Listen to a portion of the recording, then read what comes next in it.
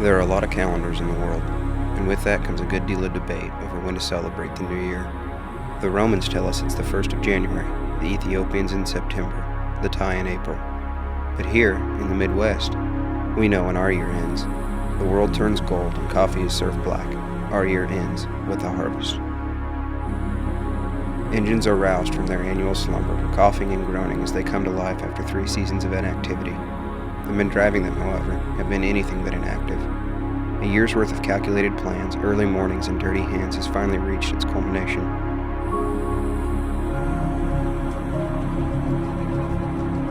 But it's not just the crops we harvest.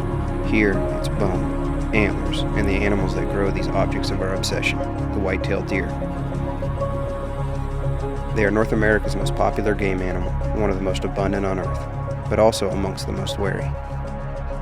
In an age where big deer reach celebrity status, they have in turn evolved to be nocturnal ghosts. But that doesn't stop us, because very little can. While the Romans, the Ethiopians, and the Thai all have their view on the year begins anew, we know that our calendar centers around when the first doe comes into estrus, and the rut begins.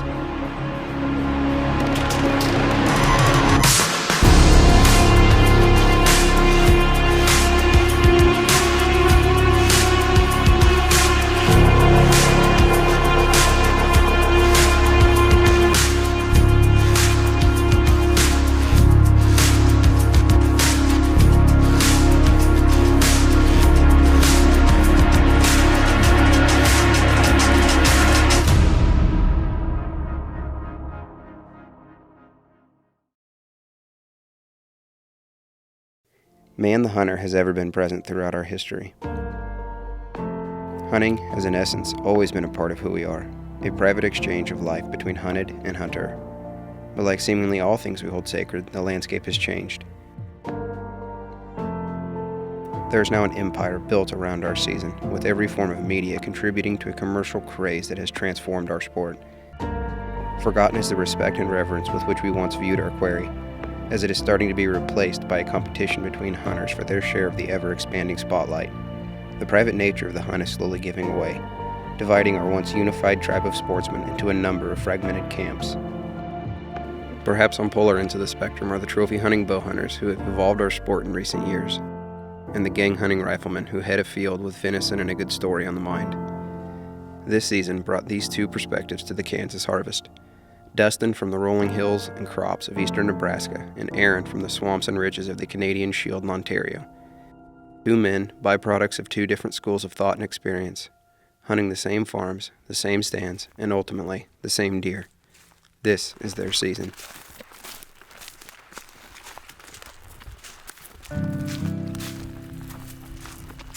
Deer season? For me, that's a season that never ends, especially in this world of whitetails. From early summer scouting to finding fresh spring sheds, these animals never leave my mind.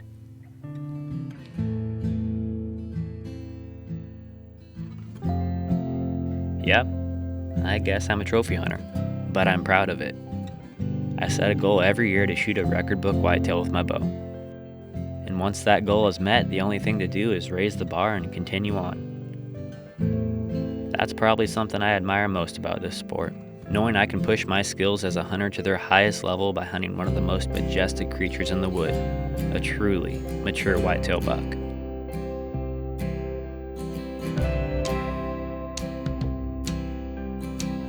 Yeah, as far back as I can remember, I've pretty much been obsessed with antlers.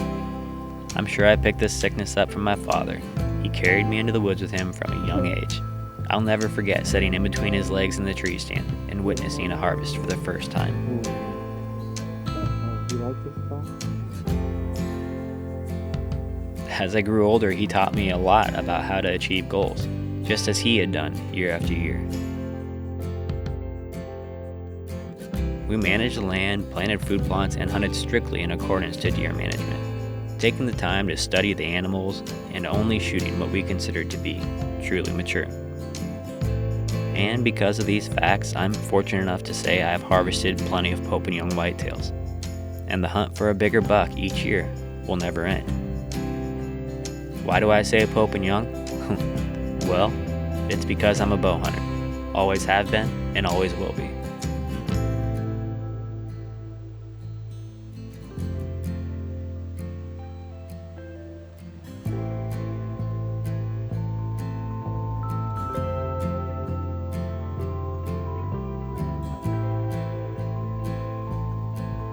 Growing up in Nebraska, I'll never forget fearing the date of November 15th. It was opening day of rifle season. Every year, just as the rut seemed to be getting really good, I would hang up my bow for 2 weeks as the Orange Army would roam the woods. Dad had a taxidermy shop, and the big bucks would come piling in. I'm not sure if it was straight jealousy or the fear that the deer I was after would be shot. All I know is I could not wait for the woods to become peaceful again, and I could continue my hunt.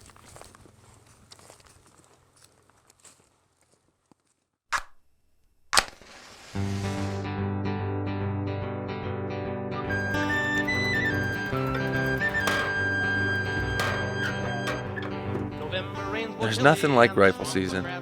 Nestled nicely between, Canada Day and Christmas, it was by far our most celebrated holiday. When the leaves went and turned orange each fall, so did we. Why? I guess I never asked. I just learned what I could from the boys and their stories.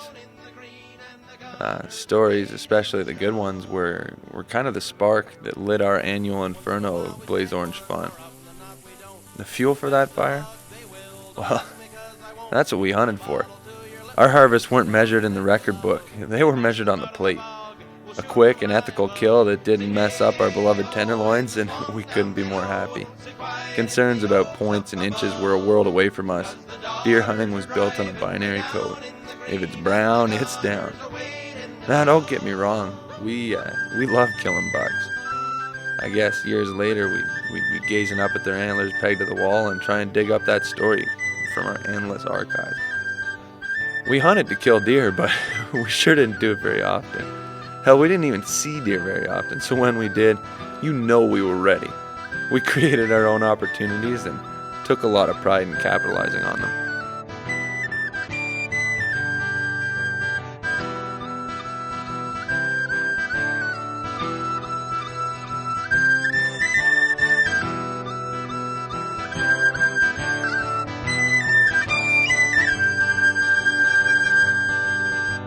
So gather round the stove, lad, and have a cup of tea. If you're wanting something stronger, the next round is on me. The credit for the critter hanging in that tree should go out to the doggers who pushed the deer to me. Sing hey, hey, ho, in the swamp down below. Sit quiet in the oaks up above. 'Cause the doggers are driving way down in the green, and the gunners are waiting to shove. Sing hey, hey, ho, in the swamp down below. Sit quiet in the oaks up above. 'Cause the doggers are driving way down in the green, and the gunners are waiting to shove. The transition from, the communal revelry of my deer hunting roots to the solitary ambush of bow hunting was colossal. Considering in theory it was still enjoying the same sport and hunting the same animal. I missed the first deer I ever shot at when I was 13 years old, and they found my bullet 12 feet up a tree. Thankfully, I redeemed myself the next day with a heart shot. I can't say it was buck fever because both those deer were fawns, but it was my very first encounter with the rush that we hunters crave only to frantically fight off when it descends upon us. My first taste of the complete and utter madness that overruns us when we see that elusive flash of brown and white. Since that first big miss at 13, I've been a bit more lethal and actually killed every single deer that's crossed my path. This year, that changed.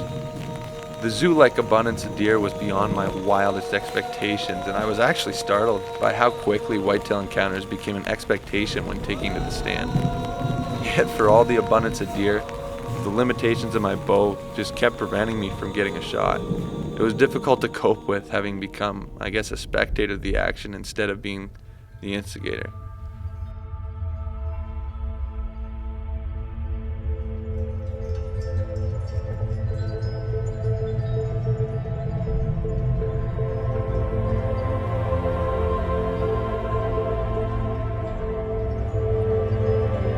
A spectator? That's exactly what I am when it comes to hunting whitetails. It's much more than just getting the antlers on the wall and a success photo at the end of the hunt. This time of year is magical.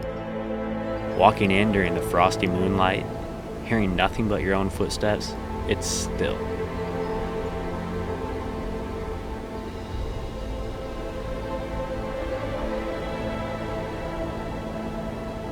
With dawn, the world comes alive. As the morning sun turns the dying leaves into gold, words, photos, video, nothing will ever give these moments full justice.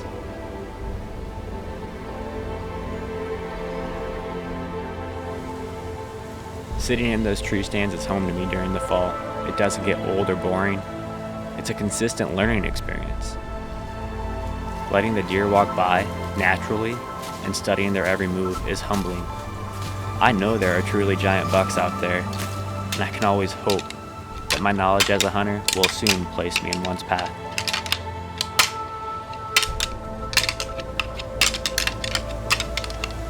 When that moment finally comes and I see those tall tines walking through the timber, my heart will always skip a beat. But not long after, those practices of deer management will always kick in. I instantly start to study him. Is he old enough? Is he big enough? Is he the one? Is this the deer I'm going to put my tag on?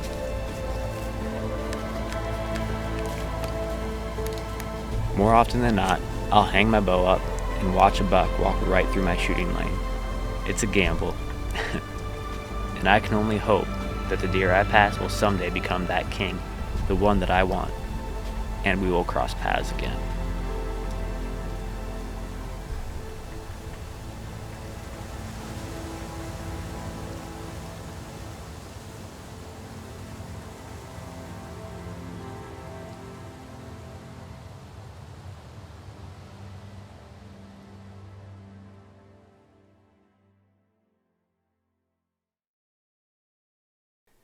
I often hear people say that they hunt to provide. For me, I know it's not the case.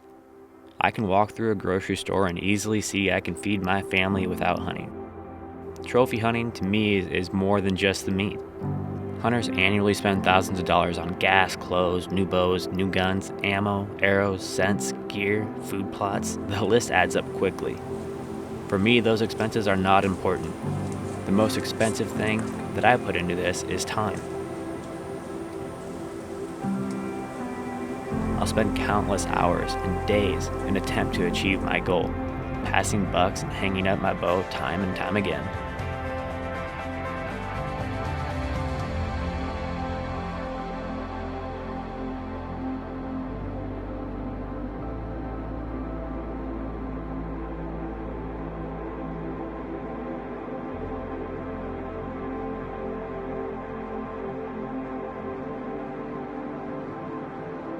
But don't take me saying that fact that I don't enjoy wild game.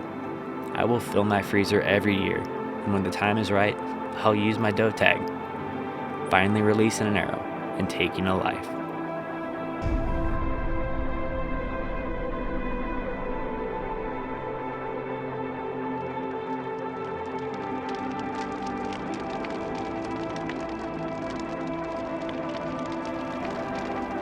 Nothing can replace wild venison when it comes to a meal. It's the purest meat available, and as hunters, we should embrace that fact. I may not spend my buck tag on a meal, but the satisfaction, health benefit, and flavor of venison I harvested and processed myself is simply unrivaled.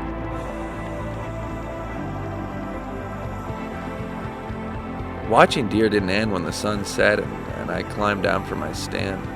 Our surveillance was endless. The flash of trail cameras illuminating for us the secrets that growing up we only dreamt to uncover. The cameras were fun and tantalizing, seeing the monstrosities that passed through in the night. Big deer.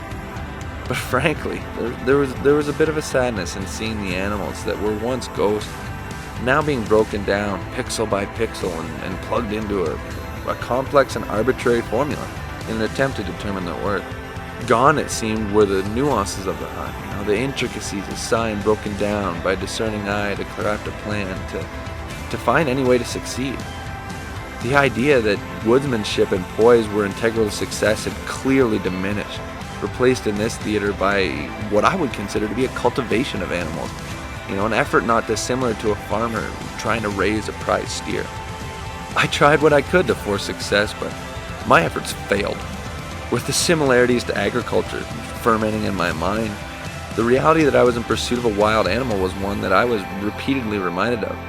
Hunt after hunt, the deer evaded me and my arrows. The battle versus their senses, I guess, needed to be fought a lot more furiously with a bow in hand. But, being no stranger to fruitless hours in the stand, I guess I learned to enjoy the close encounters with deer, relishing the frustration, knowing when the time came, I would be ready.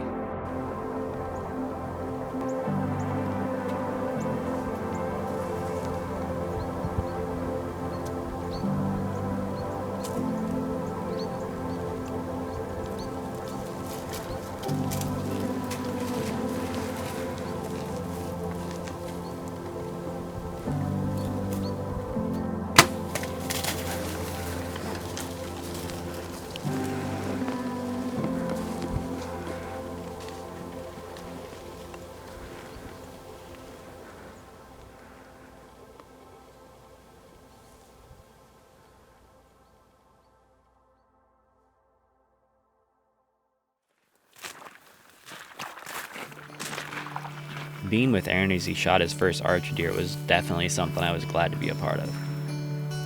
Nothing will replace those moments when you finally reach success. He was beyond thrilled, and he should have been. It was his first buck with a bow. The passion and excitement he had when he realized he had just completed his mission made me realize just how much we have in common. He may have grown up in a hunting situation completely different than mine. Him as a rifle hunter, me as a bow hunter, but in the end, it was obvious that we both have that same passion for the hunt.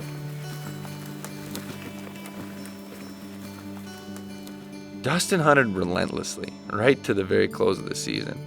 And his buck tag never left his pocket. A concept so foreign to me when we hung stands in September was frankly, it had grown to become a subject of my admiration. The commitment to a goal that withstood the temptation of some perfect opportunities at what I consider incredible deer. It was a lofty standard, but he kept it even through all the long, cold, wet hours of the season, and it was pretty impressive. Even sitting in the same stands though, and using essentially the same weapon, the reality is still that we were worlds apart in our approach to the hunt.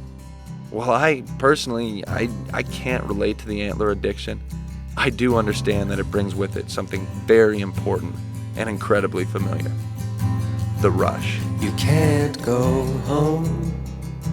You can't go home. But you can find another shelter you can call your own.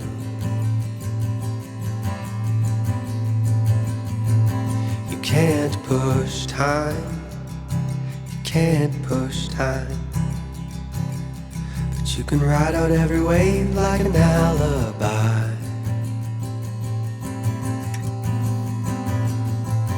Your past won't leave. Your past won't leave. It'll stay with them like it stays with me. You won't break free. You won't break free. 'Cause death is gonna get you like it's gonna get me.